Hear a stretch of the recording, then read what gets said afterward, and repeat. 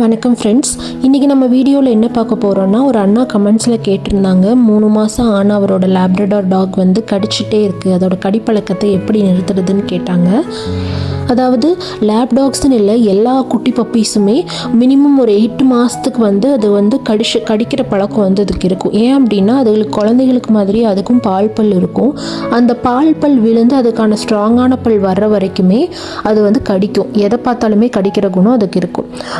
ஏன் அப்படின்னா அதுக்கு வந்து அந்த பல்லில் பெயினும் இரிட்டேஷனும் இருக்கும். அது ஏதாவது ஒன்று கடிக்கும்போது அதுக்கு அப்போ தான் அது ரிலீஃப் ஆகும். இதை எப்படி தடுக்கலாம் அப்படின்னா, நீங்கள் கால்சியம் போன் மாதிரி நீங்கள் வாங்கி தரலாம். பெட் ஷாப்பில் எல்லாமே சேல் பண்ணுறாங்க. கால்சியம் போன் நீங்கள் வாங்கி தரலாம். இல்லை அப்படின்னா சூ டாய்ஸ் கொடுக்கலாம். அது எப்பெல்லாம் கடிக்க வருதோ அந்த டைமில் நீங்கள் உங்கள் கையை வச்சு தடுக்காமல் சூ டாய்ஸ் மாதிரி கொடுத்து அதை டைவர்ட் பண்ணலாம். ஏன் அப்படின்னா கையை வச்சு தடுக்கும்போது, ஏன்னா நான் அந்த மிஸ்டேக் பண்ணியிருக்கேன், கையை வச்சு தடுத்தீங்கன்னா அப்போ கையை கடிச்ச பழகும். நம்ம அப்படி பண்ணக்கூடாது. கையை வச்சு எப்போவுமே தடுக்கக்கூடாது. நீங்கள் இல்லைன்னா உஷ்ன்னு சொல்லி கமெண்ட் கொடுக்கலாம். இல்லைன்னா நோ அப்படின்னு சொல்லி ஸ்ட்ரிக்டான கமெண்ட் கொஞ்சம் ஒரு ஹையான வாய்ஸில் சொல்லி கொடுத்தீங்கன்னா அது வந்து அண்டர்ஸ்டாண்ட் பண்ணும். கையை வச்சு பழக்காதீங்க. சூ டாய்ஸ் இல்லை போன்ஸ் இல்லைன்னா ஆக்டிவிட்டீஸ் நிறையா கொடுக்கணும்.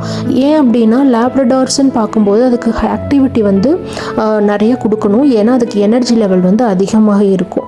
மினிமம் ஒரு நாளைக்கு ஒரு 1 hour அது கூட நம்ம ஸ்பெண்ட் பண்ணுற மாதிரி இருக்கணும். ஏன் அப்படின்னா அதுக்கு எனர்ஜி லாஸ் ஆனால் அது கொஞ்சம் சைலண்ட் ஆகும். இல்லை நம்ம சும்மாவே அதை விட்டுட்டோம், இல்லை கட்டி போட்டுகிட்டே இருக்கீங்க, லீஷ்லேயே கட்டி வச்சுட்டு இருக்கீங்க அப்படின்னா அதுக்கு எனர்ஜியே லாஸ் ஆகாது. இல்லை அப்படின்னா அது ஏதாவது ஒன்று வந்து கடிக்கிறதுக்கு தான் பார்க்கும்.